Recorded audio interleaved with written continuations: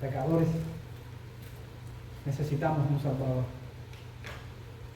Pecadores, necesitamos un Salvador. Quizás les suene un poco chocante este título, pero no encontré un título más adecuado para este mensaje que pecadores, necesitamos un Salvador.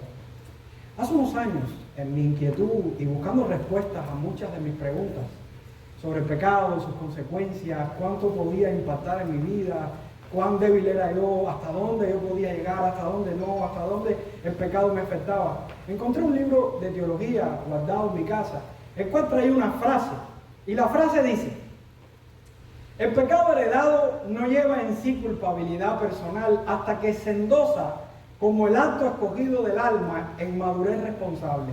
Un niño es inocente hasta que llega a la edad del uso de la razón. Si pudimos escuchar bien esta frase, el escritor de esta frase divide la frase en dos partes importantes. Divide la vida y el pecado en dos partes importantes.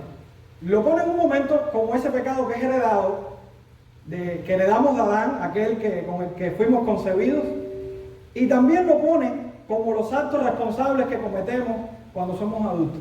Mi pregunta es, ¿qué tan cierta es esta frase? ¿Acaso el hombre es pecador solo cuando lo hace responsablemente, conscientemente, voluntariamente? ¿Es el pecado un acto escogido de un corazón que nació en inocencia y algún día por alguna razón optó por hacer el mal? ¿Es solamente condenable el ser humano por los actos infractores que comete, o su naturaleza está tan corrompida que le hace culpable ante Dios, aún sin mover un solo dedo? Quienes creen que el hombre es pecador solamente porque peca, o derivan su fe en un pensamiento humanista que defiende que el hombre en su adultez es cuando comete los pecados que le llevan a una condenación o a una culpabilidad, creo que están violando un principio de la Escritura. Y ese principio se encuentra en el Salmo 51, verso 5. Es el versículo específico que les quiero compartir en esta mañana. Y le invito a buscar en la palabra del Señor el Salmo 51, que lo acabamos de leer. Específicamente vamos a estar tratando sobre el versículo 5. Salmo 51, 5. Dice la palabra del Señor: he aquí, en maldad he sido formado, y en pecado me concibió mi madre. He aquí, en maldad he sido formado, y en pecado me concibió mi madre. Amados hermanos, no son los actos responsables quienes exhiben nuestra verdadera pecaminosidad. Es nuestra maldad interior, esa que está desde nuestra concepción y que heredamos de generación en generación, la que grita en cada uno de los rincones de nuestra vida que necesitamos urgentemente un Salvador. Por medio de este versículo quisiera compartir 4 verdades importantes con relación al pecado en nuestra vida.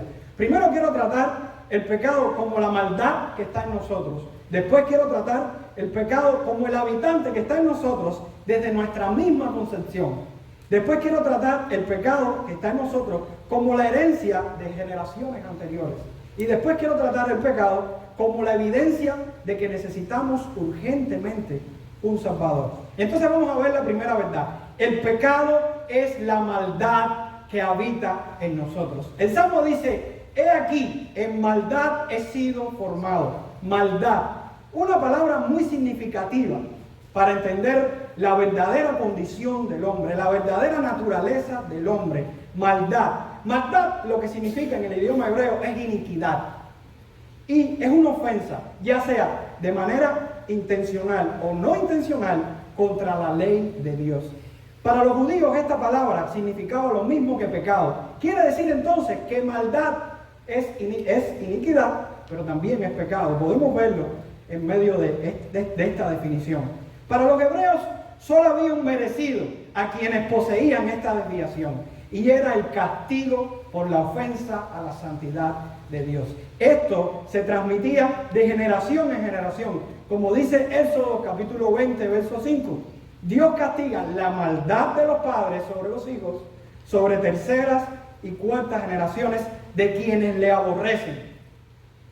Esta palabra es abarcadora, porque no solo se encuentra en la definición de un concepto, también se encuentra en la respuesta que Dios da a aquellas personas que poseen esta desviación. ¿Y saben cuál es la respuesta de Dios a esta desviación? Juicio y castigo. Quiere decir, hermanos, que cuando estamos usando el término maldad, no podemos desligarlo de las consecuencias, de la respuesta de Dios sobre quienes practican esta palabra, sobre quienes poseen esta desviación. El juicio y el castigo de Dios es la respuesta total sobre aquellos que están en maldad, iniquidad o pecado. Es muy importante también resaltar que este defecto en el hombre le declara enemigo de la ley de Dios. Porque cuando nosotros estudiamos la Septuaginta, que fue la primera traducción del Antiguo Testamento, de hecho, fue el Antiguo Testamento que leía Jesús y los discípulos, fue traducido del hebreo al griego. La palabra que se usa en la Septuaginta es anomías o anomias, y lo que significa es antiley. Quiere decir entonces que nosotros somos considerados en maldad, en pecado, cuando nosotros estamos en contra de la ley. ¿Qué ley? La ley de Dios. Vamos a resumir esto. Maldad. La maldad es pecado, es iniquidad, es esa ofensa a la ley de Dios, ya sea intencionalmente o no, que trae consecuencias para la vida del ser humano. Esto es maldad. Y David está diciendo, he aquí, en maldad he sido formado. Mi pregunta es, ¿quién de los que está en este lugar no clasifica dentro de esta definición? ¿Acaso esta definición no cae en el perfil de cada uno de nosotros? Quizás alguno de nosotros en nuestra mente aún puede estar pensando, pero yo no soy tan malo, yo no le hago mal a nadie. Y le voy a responder de la misma pregunta que le respondería a un predicador que escucho.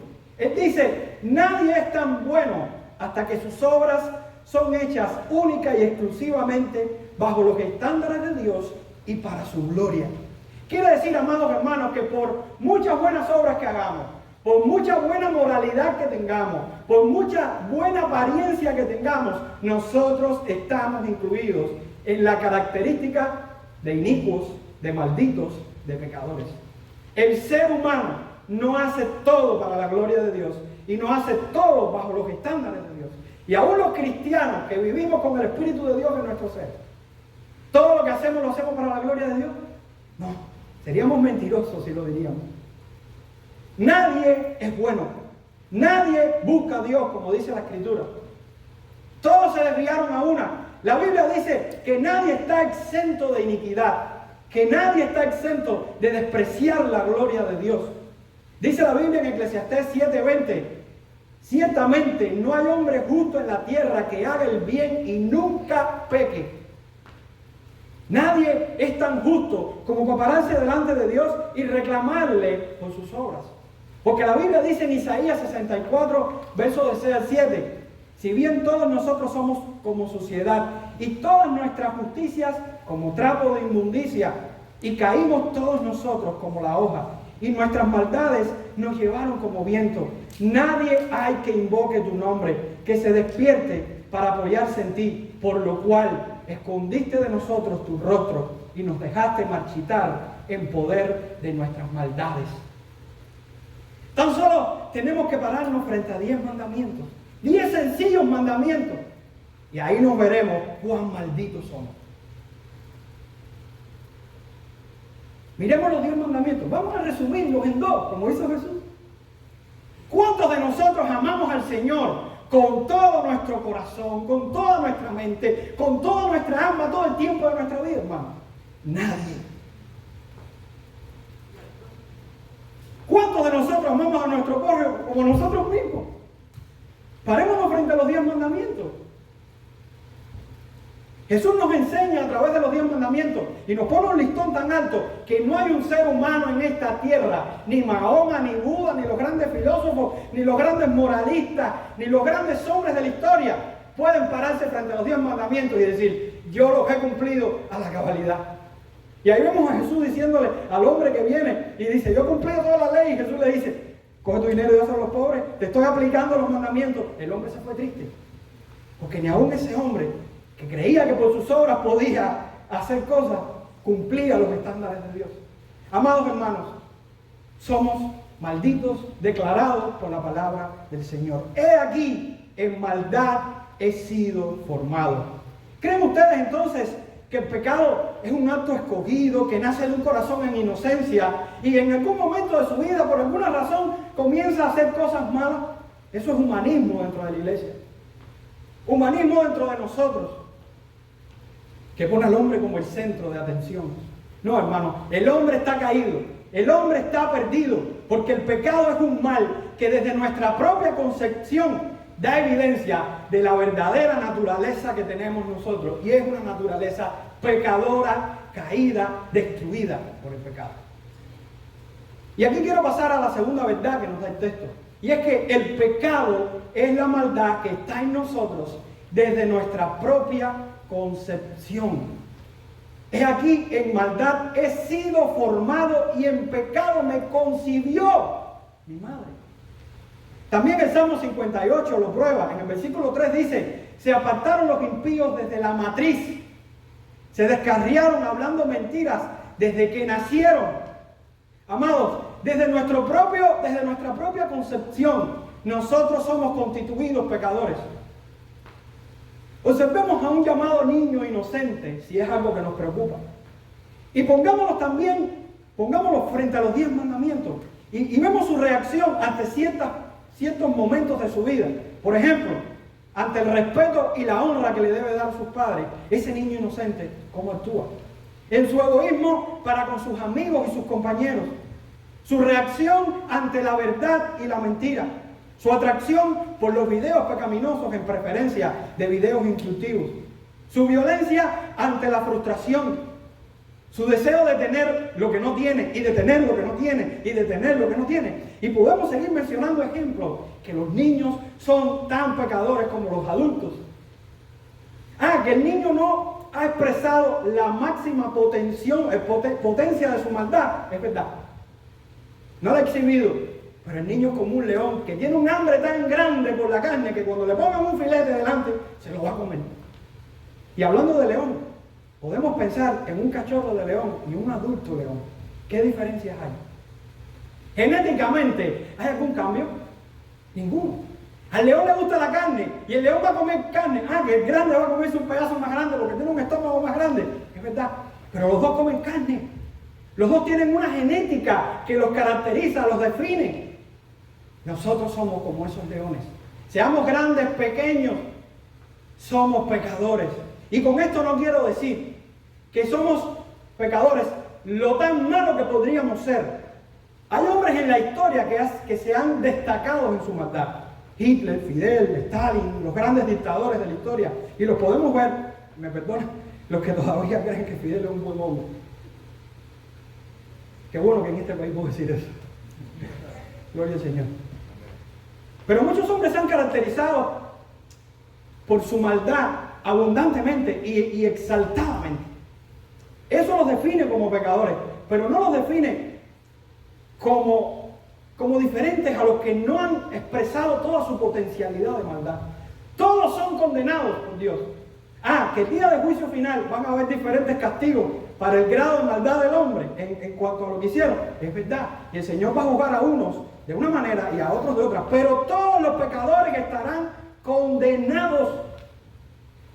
Lo que queremos decir por la maldad del hombre no es que el hombre llega al máximo potencial de su maldad, sino que la maldad que lleva adentro es tan fuerte como para no amar a Dios, como para no buscar a Dios, como para desviarse de la ley de Dios y como para considerarse enemigo de Dios y estar expuesto al castigo y al juicio de Dios. Por eso la Biblia dice en Proverbios 22:15, la necedad está ligada al corazón del muchacho, mas la vara de la corrección le alejará de él. ¿Y por qué pasa esto? ¿De dónde arrastramos nuestra maldad? Y esto lo responde la tercera verdad que les quiero enseñar. La tercera verdad es que el pecado es la maldad que heredamos de generación en generación. He aquí, en maldad he sido formado y en pecado me concibió mi madre. Por la parte final, no queremos decir que nuestra madre estaba en fornicación, en adulterio, en el momento que nos concibió. Lo que sí queremos decir es que nuestra madre es un resultado y es un producto de un ciclo pecaminoso desde Adán hasta donde estamos nosotros.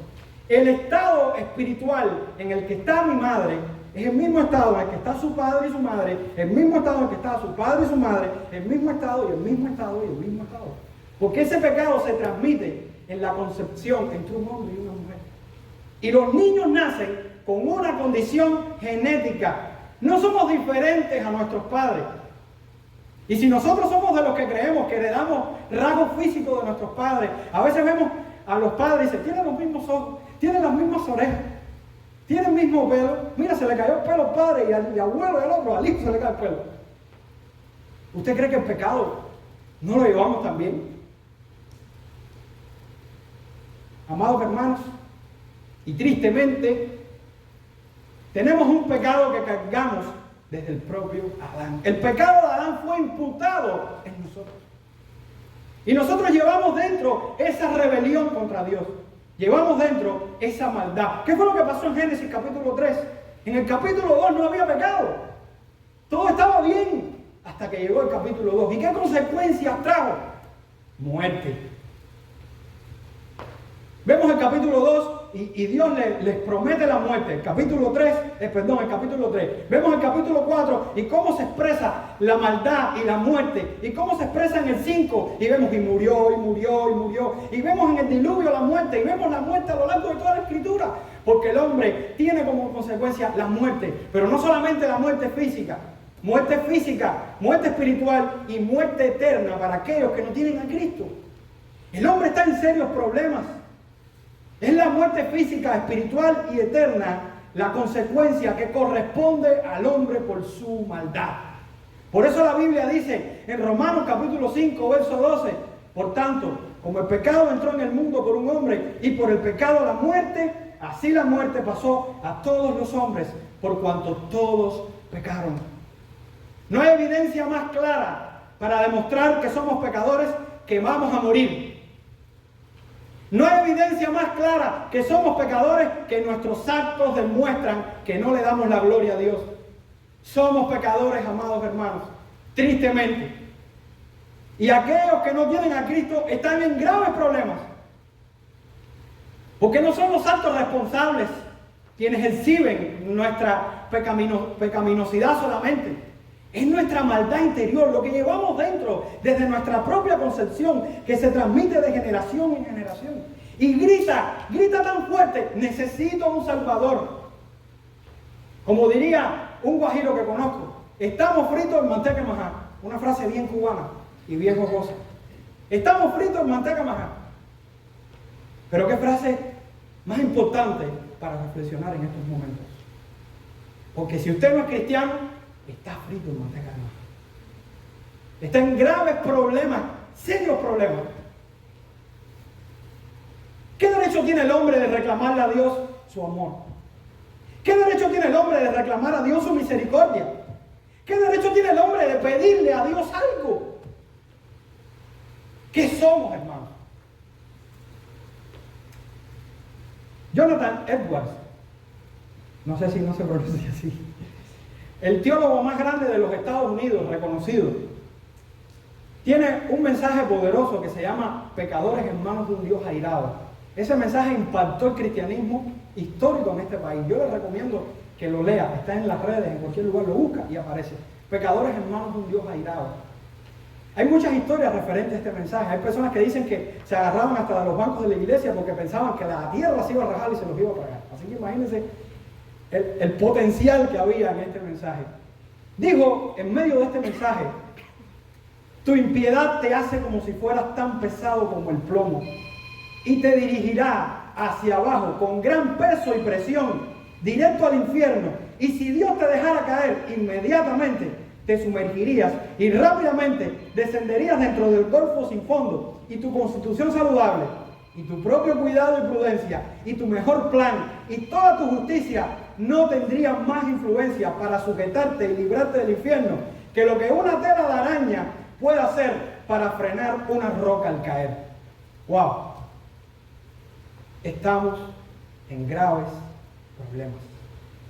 Porque si hay algo que el hombre que no conoce al Señor tiene en su frente y tiene bien claro es que va a morir un día. Y tiene miedo a la muerte. Inconscientemente no sabe por qué le tiene tanto miedo. Lo que no sabe es que tiene una gran condenación. Porque cuando llegue el día de partir en esta tierra, que puede ser cualquier día, ni sus obras le van a salvar, ni su moralidad le va a salvar, ni nada le va a salvar, ni aún estar sentado en una iglesia le va a salvar. ¿En cuántos peligros puede estar el hombre que no conoce al Señor, hermano? Y de aquí yo deduzco mi cuarta verdad del texto. Por supuesto que no lo dice literalmente, pero cuando yo leo este texto y si yo me concentro en ese versículo, yo digo, ¿dónde encuentro la esperanza? ¿Dónde está esa esperanza de Dios para mi vida? Porque si Dios no me da esa esperanza, estoy en grave peligro. La cuarta verdad dice que el pecado que está en nosotros es la evidencia de que necesitamos urgentemente un Salvador. Y cuando David está escribiendo este salmo, está pasando un proceso de reflexión y de arrepentimiento. Y David es un hombre que, si Dios lo permite, la semana que viene les voy a predicar sobre el contexto de este salmo. David es un hombre que amaba a Dios y que dice la Biblia que era conforme al corazón del Señor. Pero David es un hombre pecador como usted y como yo. Y un hombre que en un momento de su vida tomó malas decisiones que le trajeron consecuencias para su vida. Se estima que después de ese momento el reinado de David fue en declive completamente. La familia de David fue en declive completamente. Y vemos la vida de David como Dios lo perdonó cuando se arrepintió. Y vamos a ver por qué lo perdonó. Pero vemos como la vida de David nunca más fue igual. Y David estaba en un proceso de arrepentimiento ante Dios. De hecho, el salmo empieza con palabras hermosas. El salmo dice, ten piedad de mí, oh Dios, conforme a tu misericordia. Conforme a la multitud de tus piedades, borra mis rebeliones y lávame más y más de mi maldad y límpiame de mi pecado. ¿Qué entendió David? David, el que sabía que Dios estaba airado con el impío, como dice el Salmo 11 y el Salmo 7. Como dice la Biblia que Dios está airado con el impío todos los días. ¿Qué vio David? ¿Qué entendió David? Para poder venir delante de un Dios que está airado y que va a juzgar al pecador.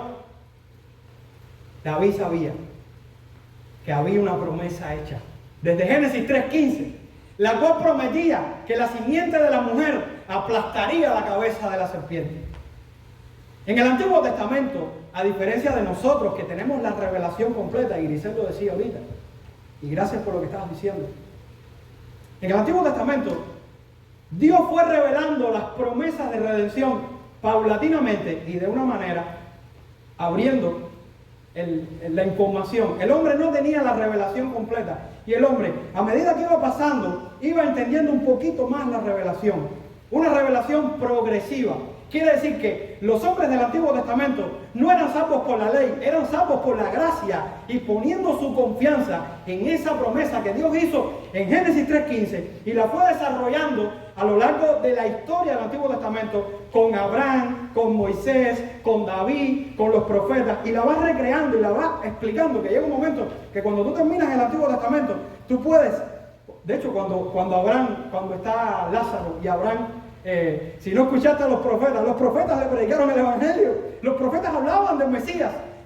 Que ellos no tenían esa revelación completa, es verdad, pero ellos tenían la suficiente revelación como para venir a Dios y reconocer que Dios enviaría un redentor, esa simiente de la mujer prometida en Génesis 3:15 cuando Adán y Eva pecaron. Entonces David era un hombre que entendía y sabía que Dios enviaría a la simiente de la mujer para salvar y perdonar sus pecados. Y de aquí deduzco yo la necesidad que tenemos de un Salvador. Un Dios que está airado con el pecador, hace justicia contra el pecador y por eso la hizo contra Jesús en la cruz. Jesús pagó nuestro pecado, hermano. Y por eso nosotros podemos venir como David y reconocer que somos perdonados en la obra preciosa de nuestro Salvador. No es importante acudir a Cristo, no es importante, es imprescindible. Es imprescindible acudir a Cristo porque solo en Cristo hay salvación. La Biblia dice en 2 Corintios capítulo 5 verso 21, Al que no conoció pecado, por nosotros lo hizo pecado, para que nosotros fuésemos hechos justicia de Dios en él. La Biblia dice que Cristo es nuestro Salvador y por su muerte somos salvos de la ira de Dios. Dice Romanos capítulo 5, versos 8 al 10, mas Dios muestra su amor para con nosotros, en que siendo aún pecadores, Cristo murió por nosotros, pues mucho más, estando ya justificados en su sangre, por él seremos salvos de la ira. Porque si siendo enemigos fuimos reconciliados con Dios por la muerte de su Hijo, mucho más, estando reconciliados, seremos salvos por su vida. Gloria a Dios por Jesucristo. ¿Por qué podemos como David orar ese salmo? Hoy podemos como David decirle, Señor, límpiame de mi pecado. Pero no por mis méritos, no por mi gran arrepentimiento, sino por lo que hizo Cristo por mí. Hoy podemos mirar a Cristo hace 2000 años atrás. David lo miraba 1000 años adelante. Pero solo Cristo puede ser el mediador para que el hombre sea salvo. En ningún otro hay salvación, porque solo hay un nombre bajo el cielo dado a los hombres que podamos ser salvos. Jesucristo, hombre y Dios. Quiero dirigirme específicamente a alguno de ustedes, no con nombre, pero sí puede ser un ejemplo de los que estemos aquí en este lugar o escuchando. Quiero dirigirme primero a los padres y a sus hijos. Y es una tristeza que mi hija no esté aquí, porque si en una persona pensé, fue mi hija cuando pensé en este mensaje. Los niños no son salvos. Los niños nacen en maldad. Los niños necesitan que le prediquen el evangelio, hermano. Y si usted como padre no ha entendido esto y se ha dedicado a comprarle ropa, tripa, trapo y tareco, como decimos en Cuba, y no se ha enfocado en su alma, usted lo ha perdido todo. Porque los niños tienen que estar expuestos a la predicación del evangelio, tienen que estar expuestos al discipulado de sus padres. Porque nuestra responsabilidad primaria, y Dios nos lo dio para eso, es guiarlos en los caminos del Señor. Porque ellos son pecadores.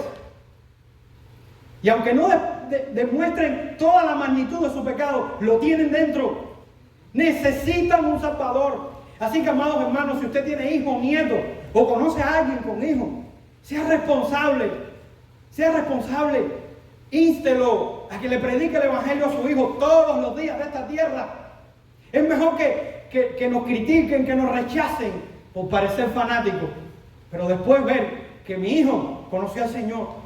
Pero qué triste sería que Dios me usara para salvar muchas almas y que el alma de mi hijo no esté en los caminos del Señor. No saben cuánta tristeza ocasiona mi vida ver a mi hija a veces tomando decisiones y haciendo cosas que yo digo, es como si fuera un castigo. Tanto que yo defiendo esto, y mi hija de pronto sale del cuarto con una ropa y unas cosas, y yo digo, ¿cómo es posible? Porque es pecadora. Y necesita un Salvador tanto como usted y como yo. Quiero dirigirme también a personas que moralmente son honestas. Y puede haber entre nosotros personas así. Personas que las educaron en un ambiente honesto, en un ambiente moralmente. Personas que aún conservan estos elementos de ser imagen de Dios, de ser hechos a imagen de Dios. Y defienden valores, verdades. Esas personas están en grandes problemas también. Porque no cumplen los estándares de Dios para la santidad de su alma. Y por eso no pueden ser salvos por esto. Pero quiero dirigirme también a personas que por sus buenas obras quieren compensar su maldad. Hace unos días escuché a una persona decir, yo compré esto para ayudar ciertas aves, porque yo cuando era niño maté muchas aves y es la manera de compensar mis errores. Eso no compensa tu maldad. Porque por muchas obras que hagamos no podemos igualar la maldad que hay en nosotros. Hermanos, el hombre está descalificado. Y quiero dirigirme, quizás alguno de nosotros sea un cristiano nominal. Y es lo que más me preocupa. Porque creo que todos los que estamos aquí somos cristianos.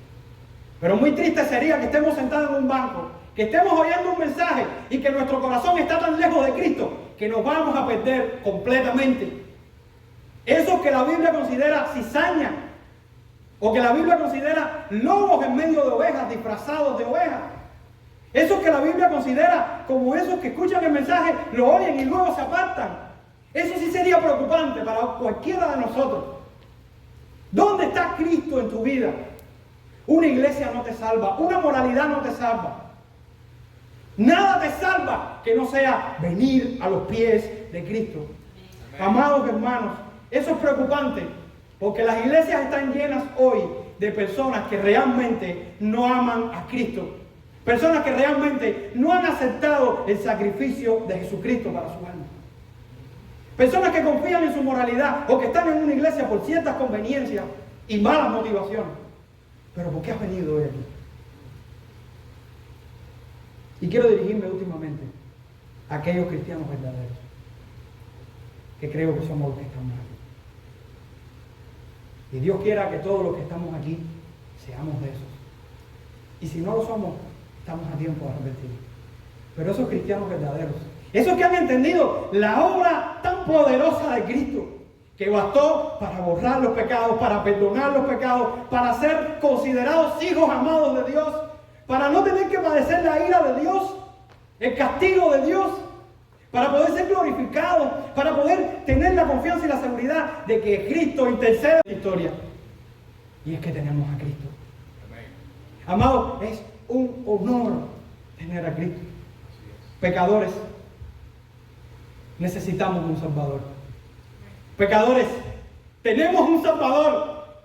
Y ese Salvador nos ha liberado de la esclavitud del pecado. Nos ha librado de la condenación eterna. Nos ha librado de las consecuencias de nuestro pecado, que es la muerte. Porque moriremos. Pero Él resucitó y nos da la garantía de que resucitaremos con Él. ¿Qué gozo podemos experimentar que ahora mismo podemos morir? ¿Usted ha pensado en eso? ¿Cuánto le tienes a la muerte temor? Hermano, podemos morir ahora mismo. Y vamos a mejorar. Hay gozo en nuestra alma. Y quiero concluir repitiéndote la frase que te he repetido a lo largo del mensaje. No son los actos responsables quienes exhiben solamente nuestra verdadera pecaminosidad. Es nuestra maldad interior, que desde nuestra concepción nos es dada de generación en generación, testificando hacia todos los rincones de nuestra alma que necesitamos a Jesucristo. Necesitamos a Jesucristo. Y en esta mañana quisiera orar. Quisiera orar por usted. Porque si usted no tiene duda del tesoro tan grande que tiene, usted debe verlo. Véalo en su palabra. Usted tiene un gran tesoro que no es para esconderlo, es para gritarlo, es para exhibirlo, es para vivir lleno de ese amor. Porque no hay una obra tan poderosa en esta humanidad, en este universo, que la obra de la salvación por medio de Cristo. Amados hermanos, tenemos que escuchar esto, tenemos que gozarnos en esto, porque nada nos puede satisfacer más que esto en nuestra vida. Tenemos a Cristo. Y quisiera concluir cantando un himno, que es un himno congregacional, pero nos hace pensar en que la gracia de Dios es mayor que nuestros pecados. ¿Puedes ponerlo, Rodri?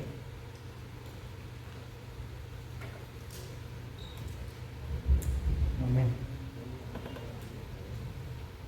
¿Está puesto? Antes de ponerlo, voy poniéndolo, quiero orar. Padre, sabemos, reconocemos que no somos diferentes a aquellos que están condenados en cuanto a nuestra condición verdadera. Pero hoy reconocemos, porque tu palabra nos da evidencia y testimonio de que somos salvos por la obra de la gracia de Dios. Nuestra salvación ha sido comprada con precio de sangre. La obra de Cristo nos exonera a nosotros de hacer obra alguna por nuestra salvación. Y hoy, por gracia, podemos gloriarnos en ti, Señor, de que nada hicimos para recibir tanto amor, tanto gozo, tanta paciencia. Tu misericordia es más alta que los cielos. Señor, aquí estamos como ofrendas, como hijos tuyos, Señor. Porque no tenemos nada que darte, pero sí tenemos mucho que agradecerte, Señor. Tú eres nuestra paz. Tú eres nuestro gozo. Tú eres nuestra esperanza. Tú eres nuestro amado Salvador. Y a ti será la gloria por todos los siglos. Amén. Gloria al Señor. Cantemos al Señor, hermano.